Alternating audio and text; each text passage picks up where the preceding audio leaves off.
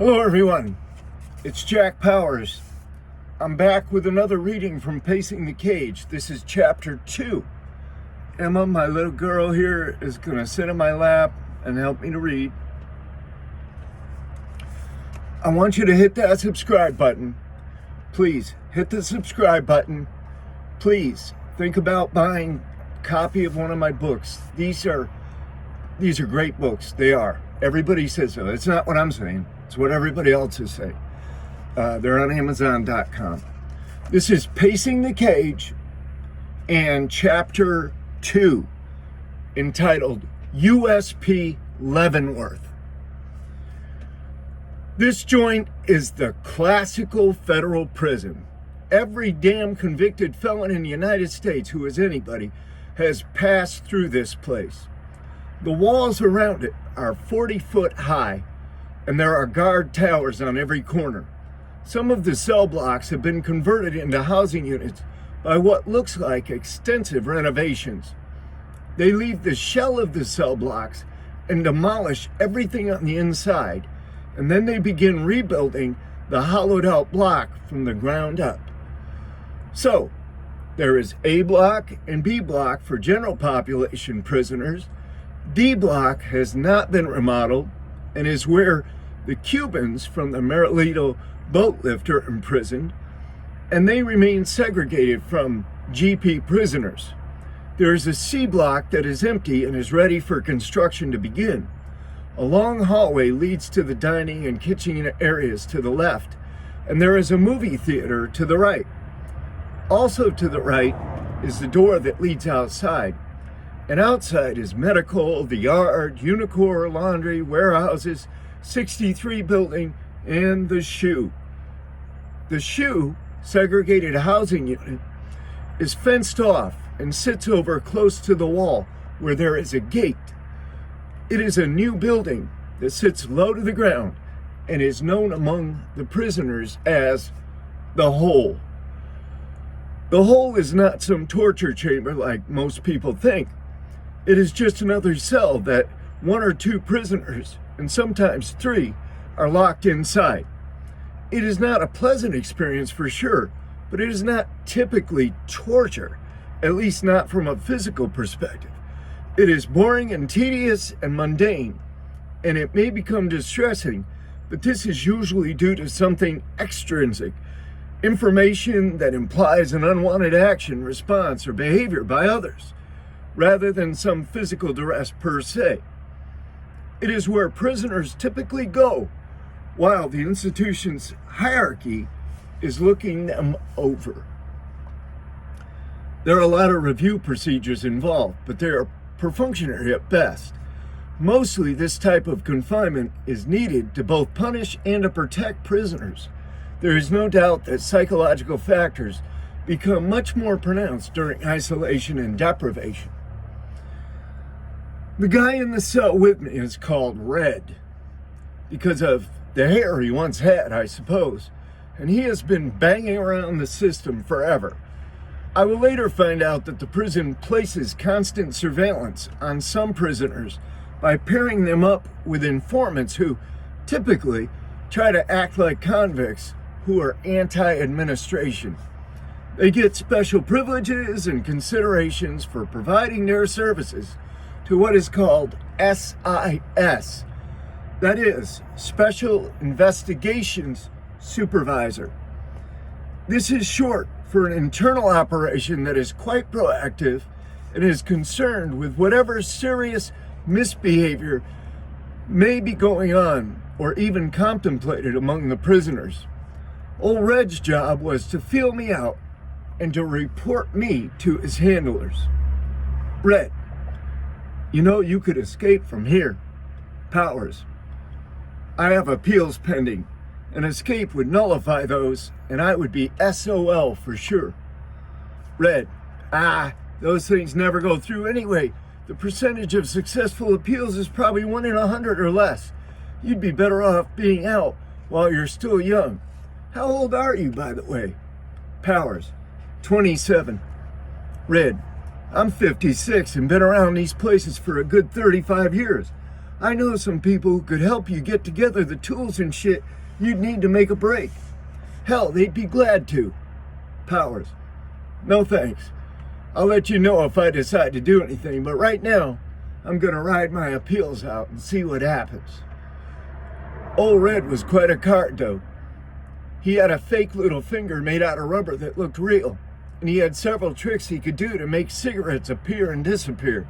He was very knowledgeable about the prison system and had no problem getting things we wanted or needed there in the shoe. I went to the recreation area each day to play handball with a Native American dude who was in the cell next door.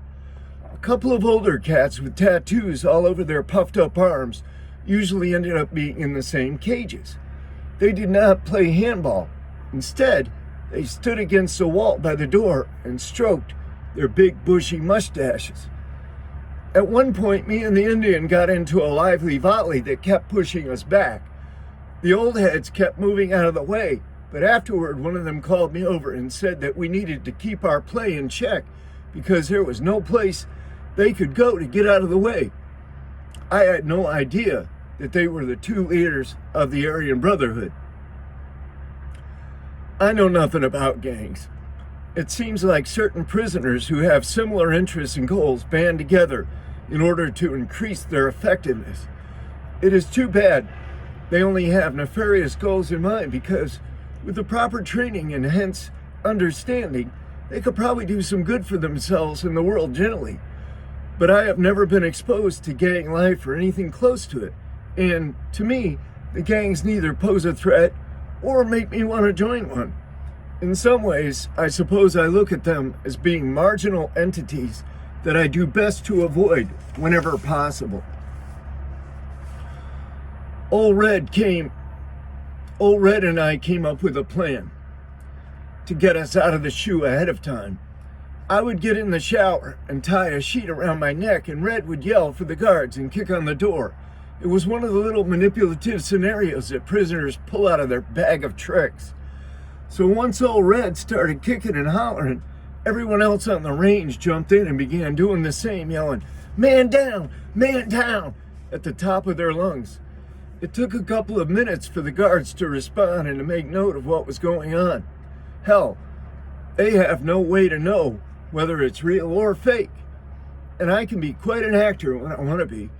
We sold it to them, hook, line, and sinker. Being out on the compound was like being released into a low-income housing community that happened to be chock full of criminals. Every make, model, and style imaginable inhabited the tiers, filled the hallways, and occupied the cells. There were people I had heard about on the news or read about in books, but there was not a single soul I knew. They issue brand new pants, shirts, boots, and linen. This and the fact that you are wandering around with your eyes wide sort of gives you away as a fish. There are seasoned prisoners who go out fishing. Some are homosexuals, others are interested in extortion or some other game. Still others are wanting to sell some prison commodities. It is somewhat of a time-honored tradition for experienced cons to prey on the inexperienced cons. They use finesse instead of force in most instances because there is less overall risk. For me, it is not hard to see what they are up to and make my plans around them. My stock in trade is intelligence and a relatively cool demeanor, and it seems to work quite well. I began my legal career while I was still in the county jail. One of the inmate cooks, a seasoned con from Boston, saw me working in the law library and began to talk to me about his own case. He wanted to file an appeal, and I wanted to eat better. So we struck a deal that worked out very well, at least for me. He sent or brought food I had not even dreamed of seeing in months and months. Kentucky Fried Chicken, Canadian bacon with hash browns and huge cheese omelets, Big Macs and fries, and even cherry pies. For my part, I jumped into the books and began to learn as much as I could about criminal law. It was easy enough to file a notice of appeal for him, but it was much more difficult to file a legitimate brief. A lot of the talk in any jail or prison is about criminal law and the filing of civil rights complaints, appeals, and petitions for habeas corpus relief. The courts are hard to infiltrate unless you happen to be a lawyer. It is like a brotherhood that pointedly rejects non-lawyers, called pro se litigants, on any grounds that they can either find or make up. But anyone can file anything, and for those who know virtually nothing about the process, any routine acknowledgement of a filing by a clerk of the court gives instant credibility to the person who filed the papers. Since I could speak intelligently and repeat what I had read in the law books, I quickly gained the reputation as being a jailhouse lawyer. This gave me a high status in the eyes of other prisoners and offered me a source of good income. It would take me many years of study to learn just how technical and complicated the practice of law really is. It is no wonder to me now why a judge would scoff at pro se legal pleadings filed by untrained litigants. But with post-conviction litigation, the real commodity is hope, even where hope is no more than a bad joke. So, I meet this dude from Australia who was an international heroin and gemstone smuggler. He is running the track, a footpath really, that defines the perimeter of the recreation yard. I am trying to run it myself, but I'm slow and winded. Here comes this guy who is nearly twice my age and zips right past. The thing is, he has been zipping right on past quite regularly as he laps me. He is neither apologetic nor smug. His head is straightforward, his stride is relaxed, and he's not even breathing hard. Later I see him in the cell block and we talk. The guy has all kinds of little hustles. He steals vegetables from the chow hall. He washes the ink off used stamps, and he orders up Bill Me Later books by the garage full. He invites me to try a cup of what he calls a Schnorkeldorf. It is oatmeal, raisins, peanut butter, honey, low-fat milk, and a touch of cinnamon all mixed together until it is thick and gooey. It is good stuff. The dude is charismatic and has a lot of good stories. When I lie down, I sleep well. After being held in isolation at the county jail for a year and a half, being out and about is great. There are a lot of things going on, but I am only a part of things I choose to be involved with.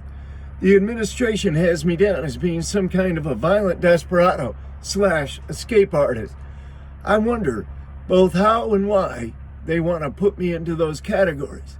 I tend to think that all of it comes from crooked and hostile government officials who want some payback for the troubles I gave them.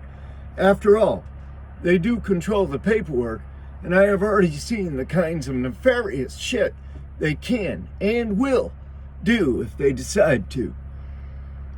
The jury is still out. It has been out for a long time already, and this is a good sign for me. I represented myself on charges of bank robbery and did a good job of it. The jury was able to see me as a normal